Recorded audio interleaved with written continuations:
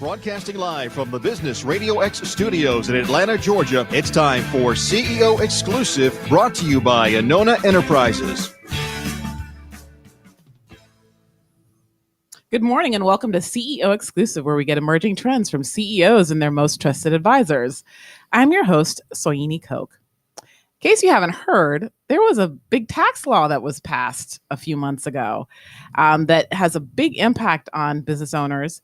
And so I wanted to bring on some accountants to talk to us about the implications of that tax law, share that with you because that's really important as you're thinking about planning for the second half of the year, and talk with us about other trends in accounting that are important to our CEO listeners. So I am pleased to have on today's show CB Smith and Associates, their founder and owner, Chris Smith, and his tax manager, Chris Peterson. Welcome to the show, gentlemen. Thank you. Yeah, thank you for having us. So, Chris Smith, tell us, what are the trends and implications around this tax law that you think our CEO listeners need to know? Well, generally, I think it's going to be it's a good law. I think most folks are going to probably see some tax savings. I would say the biggest thing, and Chris, you can certainly pipe in as well. I would say one of the biggest pieces to this tax law is the small business deduction that most of our clients are going to take advantage of, and I think most small to mid-size businesses will be able to take advantage of, and that's something that's applicable to a lot of our pass-through entity clients. Those would include partnerships and S corporations in general. And that's a 20% deduction off of their K-1 income that they'll see in this upcoming year. I think that's one piece. Chris, can you think about any other pieces that? Yeah, I think the key here is a lot of small businesses, their income flows through to the members or to the owners. So another key is that the rates that are applicable to individuals or the owners have also gone down. So that business income gets taxed at a lower rate than before, which then kind of can spur spending and the purchase of capital goods and so on that also help the economy. Very good. All right. So Chris S., are there any other really important trends, in the accounting world that you think our CEOs need to be paying attention to? So they're going to save some money on taxes. Mm-hmm. Certainly one thing related to tax that I think would be important for them to be aware of is this most recent Supreme Court decision on a nexus and sales tax. There was a case with Wayfair and one of the popular online retailers, in which they were stating a case where they did not need to pay sales tax in certain states because they didn't have a presence in those states. And the Supreme Court has ruled against them on that. And it really opens the doors for many states to be able to now go out and go after sales tax revenue where they weren't able to do so before. And that's going to be a big impact to a lot of medium to small size businesses that may not have employees in all the states, may not have a presence in all the states, but they have sales in those states because they're selling their product online or their service online. And I think that's something that a lot of CEOs are going to really need to concentrate on as we move into the next 5-6 months. Where are they out of compliance with these new laws or with this court decision, and where do they need to start thinking about being in compliance, and how's that going to affect their business and their bottom line? Mm. So. We often talk on the show about technology and how technology all the technology disruption is affecting just about every industry. How would you say technology is affecting accounting and the way that you serve your clients? It's really had a big impact on us, and it's going to continue to even have a larger impact on the accounting industry as we get into the next 5 years. Right now, the biggest impact that we're seeing presently in our industry is online paperless accounting. You do not necessarily need to have an accounting department anymore in-house. And a lot of your startups that are in a fast growth for example, Inc. 5000 companies are looking at this, and we're taking full advantage of it at our firm, in which you can use products that are online accounting platforms such as QuickBooks Online, Xero, a number of others, even higher level ones. NetSuite is kind of an Oracle product out there, and as opposed to having a lot of infrastructure and in-house accounting department, a lot of firms are out there purchasing fractional accounting departments, taking advantage of economies of scale, in which you have an accounting firm that has established best practices, strong internal controls, those things that a CEO isn't necessarily concerned, it doesn't understand, but is concerned about.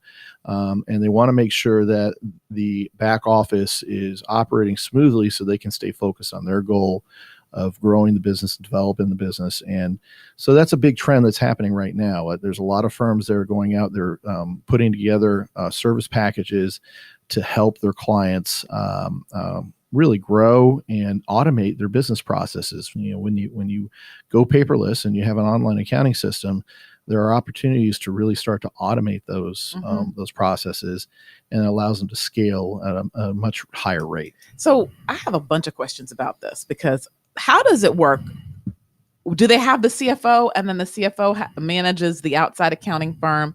Because I imagine the CEO, because there's nothing more annoying than I need this information from my accountant.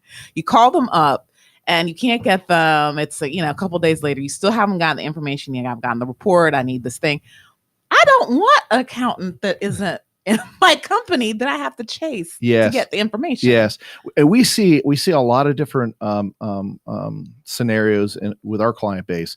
We have clients that do have a CFO, and our role is to support that CFO, and so that CEO has that CFO as their advisor, is intimately involved and knowledgeable about the business. And if he knows that his CEO needs particular reports, we establish those processes with that CFO and support them and provide them the information they need as quickly as possible. Some of our clients have a CFO and a controller, and then y'all are just doing all the grunt work, the accounting, we're the doing bill bookkeeping, pay and payroll and everything like that. And then we have other clients where they don't have a CFO. We put one of our senior CPAs on the engagement that can be the CFO for them. And we go all the way out to HR. We have an certified HR professional in-house that can help them with onboarding their employees, shopping benefits, that type of stuff, payroll and bill pay. And we basically provide a full back office for some of those clients that they may not be at a stage where they're ready to hire a CFO. And so this person is fractional, and they don't have to pay the full 100 and some odd or 200 and some odd dollar salary. They just use the portion of that time of the person's time that they need. Yeah, and typically when we do it, we go in with a fixed fee. So there's something the CEO or the business owner can budget against, and we evaluate that. If it's a fast growing business, we'll evaluate it on a quarterly basis every 90 days and look and see.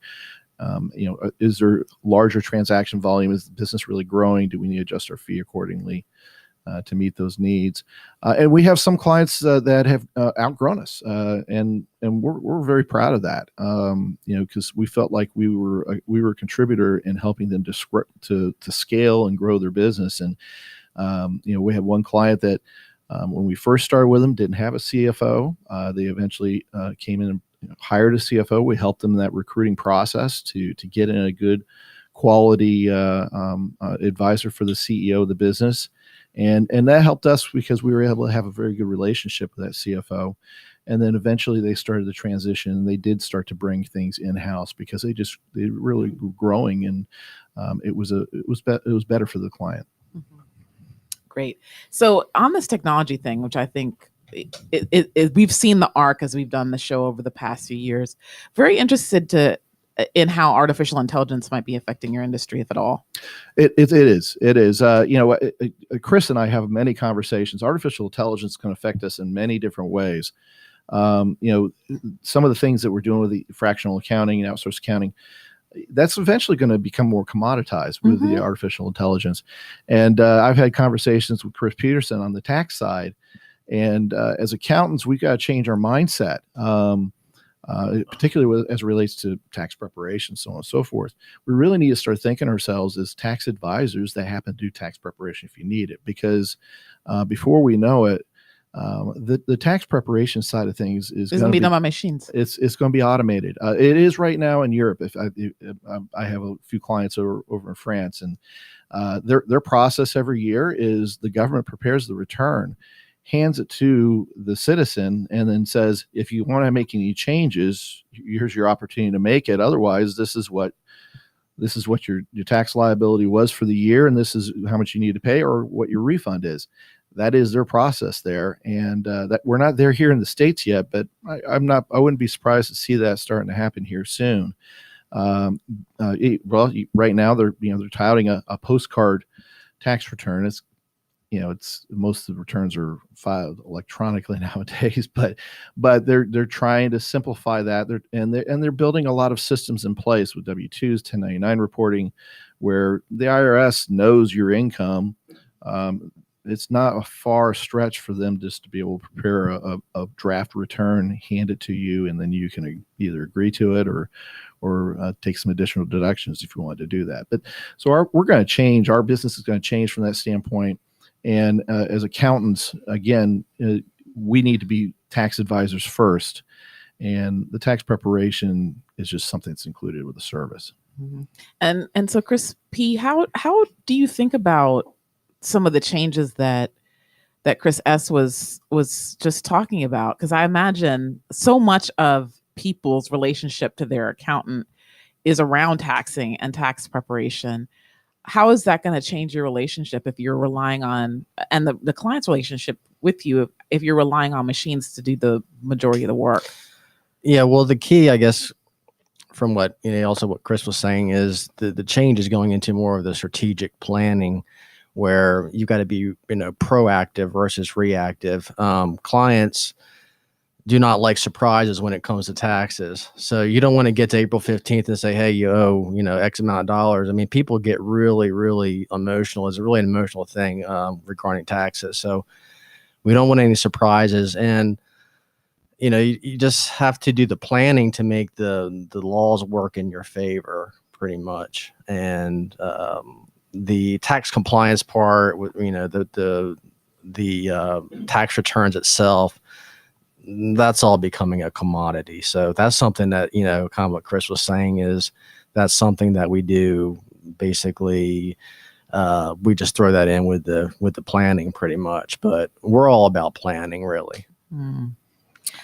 Go ahead. You were going to say something. Something. Yeah, absolutely. That planning is so important. That's where we can bring value to the table. With that planning, understanding our client's financial position, their financial results as the year progresses, gives us opportunities to make a small suggestion and really save our clients a significant amount of money. That's our key role there, and that's where we can bring value to the table. It's not in the tax preparation. The tax preparation is just putting the bow tie on the present, but the tax planning is the present itself. So I'm very interested in the numbers around this particular trend, because I try to raise it to the level of awareness for the folks that are listening, that I think that artificial intelligence is going to be like the internet, where it's going to change everything. All of us are going to be using it in various ways, and it's going to really change the way, the nature of work. It's going to change the nature of how we do business. How many people, and do you anticipate that entry-level accountants who would be normally doing a lot of these tax preparation activities are going to be displaced? And I'll come back and ask some more questions around that, but I would love it if you would weigh in on that. What we're doing today may be displaced a little bit. I think the role's going to change. Today they are. I use an analogy of maybe an assembly line. You would see a picture of an assembly line at a car manufacturing facility. And if you looked at that assembly line 30 years ago, you would see a lot of people all around assembly line and working on the cars. And if you were to take a picture today, you would just see a lot of robots, but you'd have a few people up top looking around. I think as it relates to the accounts that are doing a lot of that data entry right now, their role's going to change. It's going to be becoming more of I need to shepherd the process. I need to make sure that there's no hiccups with the artificial intelligence. Those are going to be automated processes, just like the manufacturing is automated. You still need to have people that are watching that, making sure it's working properly. The role changes, and yes, there may be fewer of them. But I think a great example is Tesla and Elon Musk with the Model 3, in which they've had problems with production, and he says it's too automated. That's been some of his comments, that there's just too much into it, too much automation there. We need to insert some more people to help smooth out that process. Kind of like a bureaucracy. IRS is a great bureaucracy. Something goes out of the system, they're slow to respond to it, but they have automated systems that just keep going. And so a lot of times, if we have a client that's maybe had some sort of an adjustment or something to the effect, we may send in a response related to the adjustment, but they've got automated letters that were scheduled and queued out to go 2 weeks ago. They're just going out to them. So there's a lot of crossover, that type of stuff. And so I think you're going to see there's a little bit of that's still going to happen. You still need people in that process just to make sure everything stays in line and goes properly. But certainly the human cost is going to go down. There's going to be a replacement in terms of a software cost. But the software cost will probably be significantly less, and so there's going to be a change there, and I think you just need to adapt to that change. Mm-hmm. Yeah, my hypothesis, and we'll see whether or not it bears out or how long it takes to bear out, is that all of these entry-level positions that you see in most industries, paralegals, the entry-level analysts in most consulting firms, your tax preparation entry-level people that are doing the data entry, a lot of those positions, any kind of entry-level researcher person, all of that's going to end up being done by machines. Yeah. I firmly believe it's going to end up being done by machines. And so what's your thought on what's going to happen with all those people? Because millennials are already struggling to come into the workforce, right? What's going to happen with those people, do you think? And from a policy standpoint, because you all are, kind of operate to some extent in that level, is there anything that can be done to make that not such a wedge? Because I imagine when we have a bunch of young people unable to find work, it's going to be very problematic. Yeah, we've got to figure out ways to provide opportunities for them or adapt. And the biggest thing is making sure that the workforce is being properly educated. Obviously there's some social issues out there that I'm not necessarily an expert on, but you do need to make sure your workforce has the proper skills to meet the new needs of society. And sometimes those folks are they're going to be machines are going to be doing those things, but those folks may need to know how to instruct those machines, how to program those machines, and then foster that process that's happening. Is it doing what it's intended to do? Do we need to adapt the process a little bit? And are those those paralegals, are those the folks that go in there and instruct those processes to do something a little bit different? And then again, sit back and make sure that it's happening. But it does create an issue where you may have had 10 people working, handling a particular business process, and you may only have one person doing it because the machines are handling most of the work. And we're seeing it, even with us, we're doing a lot of automation on our end as it relates to that. And, our goal is, how do we reduce our costs so that we can become more competitive in the environment? And, again, we're doing it to ourselves. We're commoditizing ourselves in many ways. But that's I think that's good for everyone in that process. We just need to understand where do we reemploy those people? How do we reemploy those people? How do we provide them with the proper skill sets that are going to fit the new economy as we move forward? Great. All right. Well, listeners, this fascinating conversation, right? We just going to have to wait and see how it all turns out. We're talking to CB and Associates, their founder owner, Chris Smith, and their tax manager, Chris Peterson. And now I want to turn the conversation to talk about you and your growth and how you guys are working together to build this team that's like doing taxes in France. So Share with us your best thoughts for CEOs listening about how you all are working together to deal with all these issues and kind of incorporate technology and continue to keep your firm growing. Yes, we have a lot of as every industry has its own little specific issues that it's dealing with. But for us, we're a relationship business. We may be in the number business, but it's really about relationships. And for me, it's about relationships with employees. Our clients are very valuable to us, but for me, the employees, the people that work with us, are very valuable to us. The quality of our firm is our people. And if we want to be recognized as a high quality firm that provides quality services and is very knowledgeable and experts and professionals and has high integrity, you need to make sure you have the people that reflect that inside your organization. And so as a manager of an accounting firm or as the owner of an accounting firm, I am certainly, I think, as a prerequisite to looking for and attaining good quality clients, I'm always out looking for and trying to recruit good quality employees. When you have good quality employees, it reduces your cost. And once you have them in place, make sure that you have a very positive work environment for them to be in. That they enjoy coming in every day. They are constantly learning and feeling challenged, and they have a sense of ownership, and they have a sense of wanting to be that quality organization. And when you instill those aspects into the culture of your organization, you eventually start to see where you have a self-governing organization, and folks feel an affinity towards the group that they belong with, and that has a positive impact, and that really shines through when clients and prospective clients are looking at your firm. They realize that these folks are dedicated to providing professional services, high quality services, that helps their clients grow and excel and meet their financial goals. So culture is a word that comes up a lot. We talk about it a lot in the second half of the show. And I'm interested and intrigued on and the details of how you build a sense of ownership. Like, what does that actually look like? Yes. Well, I'll use an example. Well, a couple examples. I want my clients to establish a relationship with the employees.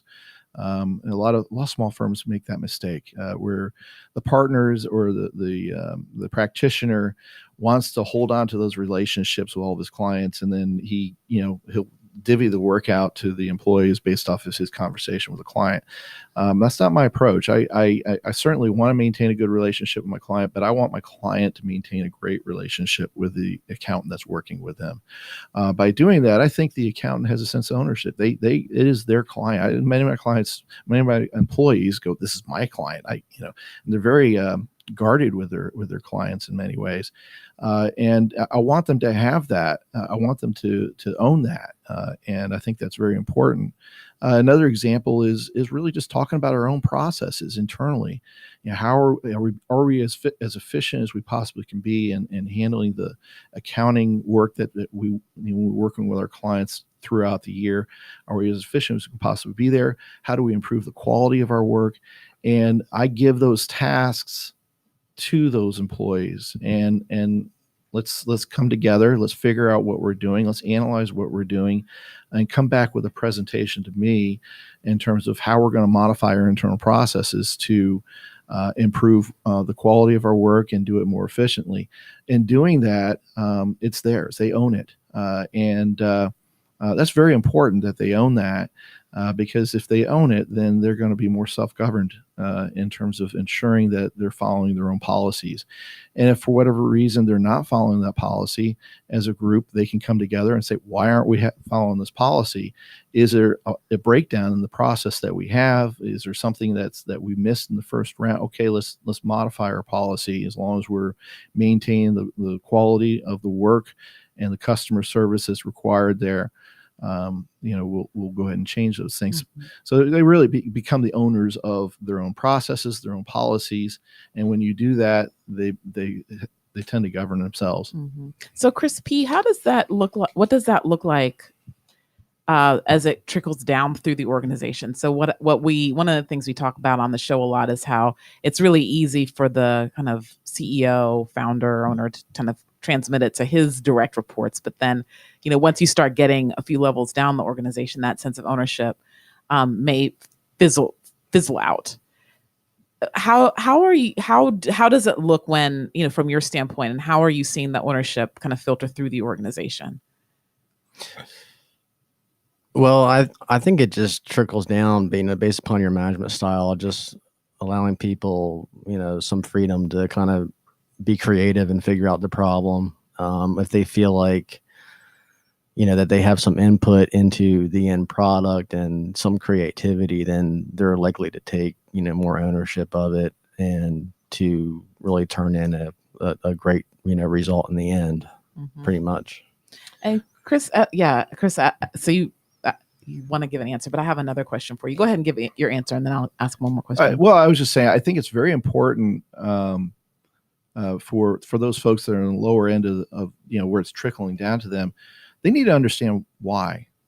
I think it's so important for them to understand why. If they understand why, that if you bring them into your organizational problem or your organizational challenge, it's they are on board. Okay, this is what the problem is, and now I'm helping to be part of the solution, as opposed to you're just telling me what to do, and I don't know why I'm doing it, but you're telling me what to do. So that's so important. Make sure that the organization understands, okay, this is the problem that needs to be solved. This is the challenge that we have, or this is our goal. This is what we want to attain.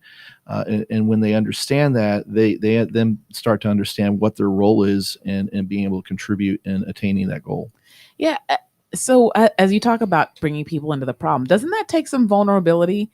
And vulnerability is a word that a lot of CEOs don't like very much. Yes, it does. I struggle with it on the show. It's like I start to poke stuff, and people are like, "Ooh, it's so much so. So here, at our firm, I want my employees to have a relationship with the client. And that's a dangerous thing in the accounting industry. I was just about, that was the question I was just going to ask you. Aren't you afraid that they're going to run off with the client? Yeah.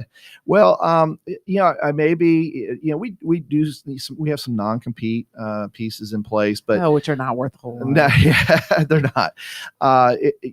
They got to want to work for the organization.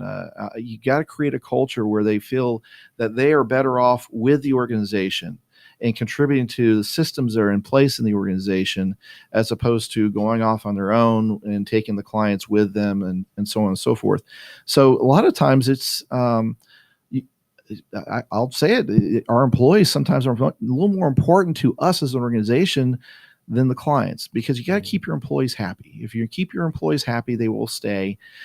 They like to maintain those relationships with the clients. And when you have happy employees that produce quality work, the clients will come. Build it, and they will come. And so, there's vulnerability in that, but you have to be able to let those things go. You have to be able. If you don't let those things go, you can't delegate. You become overrun as the owner of the practice, and overwhelmed, and you'll stumble and fall. You have to rely on the people around you. Be thankful for the people around you. Gratitude is such a huge thing, and they do good with the people at our firm. They do fantastic work. They keep our clients happy. They're very proud of the quality of their work. And if there is a mistake, and there are mistakes, they're very down on themselves for making those mistakes. And those are the people I want to be around.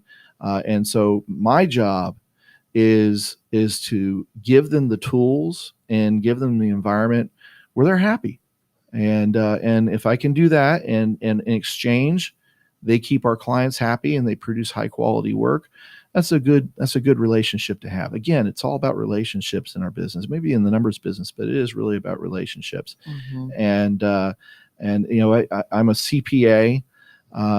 But I don't do many debits and credits. What I do is I try to be a cheerleader. I try to be supportive, and I try to provide some guidance and some vision, and really kind of put a picture together of what we can be, and what we want to be, and it's all about mission and vision.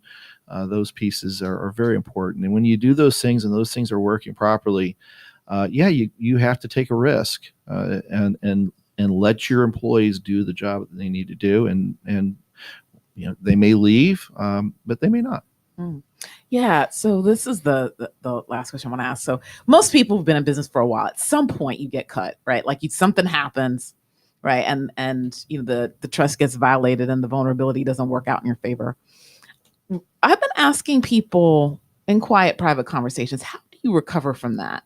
Like, really, how do you emotionally recover when somebody has cut you? Something doesn't go well. Yeah, that can be tough. Well, it's funny. We had the one client I mentioned before who outgrew us, and your initial gut reaction is, what do we do? And but you realize that you can help them get to that point and move forward. And then we've had situations where we've fired clients and clients have fired us. But when those things happen, you just got to pick yourself back up, and you got to move to the next item. You got to do a gut check. What did we do wrong? And was it part of our system? Was it part of our processes that caused us to do something wrong? Did we, in our onboarding process, did we check all the boxes? Did we do everything we needed to do from that standpoint? Or were we not communicating with the client enough? We conduct that exit interview with the client. What specifically was it? But honestly, it's if we are surprised by something that the client wasn't happy with, we've got a systematic problem. We should never be surprised by what the client's happy with. We should have monitoring in place that makes sure that, are we contacting the client? Are we asking them, how are we doing? Going out, sending out those client surveys, making sure that they give us some honest feedback on how they perceive our firm. And then from that, going into the organization and saying, this is what our clients are telling us. So let's talk about how can we change how we operate, how we interact with our clients to ensure that they're happy. But clients are going to go. You're going to have attrition. There's some clients go out of business. They sell their business. There's a number of different things that can happen. But we certainly are very focused in on, is there attrition related to the quality of our work? And you got to keep it at that level. Understand what is it that's happening. Do we do something as it relates to the relationship with the client? And if we did, what do we do to fix it so that we can move on? Because there'll be more clients that'll come, and you always evolve that system so that you're really doing quality work for your clients and maintaining good relationships. Great. Well, we're out of time, and I would love to know, is there anything new and exciting that's happening at CB & Associates that you want to share with our listeners? Oh goodness. I think, for us, we are focused in on what's coming up ahead. And so as a firm, we're really starting to become focused on what's called the blockchain. And that's some big changes. The Bitcoin, that's the platform Bitcoin sits on, is called a blockchain. And that's really going to change our industry. So we're kind of talking about AI right now, but that's part of AI is the blockchain. And so the big thing for us right now is we are diving into it. We're getting ourselves educated about it. We're probably going to go out and get some certifications with respect to the blockchain, because we want to be on the forefront and be strong advisors there. So that's the area where that's the practice area that we're really looking to develop at the firm here in the next year or two. And we're going to hear a lot more about it as we move into the next 5 years, and it's just going to revolutionize the accounting industry. Great. And if listeners want to get in touch with you to hear more about anything that you've discussed today, how can they do that? Yes, they certainly can call us at 678-205-5278. Go out to our website at cbsmithcpa.com and sign up for our newsletter. We have those out there. We put a lot of different articles on trends that we're seeing, tax advice, and if nothing else, we just sign up for our newsletter and get you some information. Awesome. Listeners, we're CEO Exclusive Radio. I'm your host, Soyini Koch. Thanks for listening. I hope you have a profitable, productive, and very prosperous week. Thanks. This show is brought to you by Anona Enterprises, where strategy is your access to money and performance. Learn more at AnonaEnterprises.com.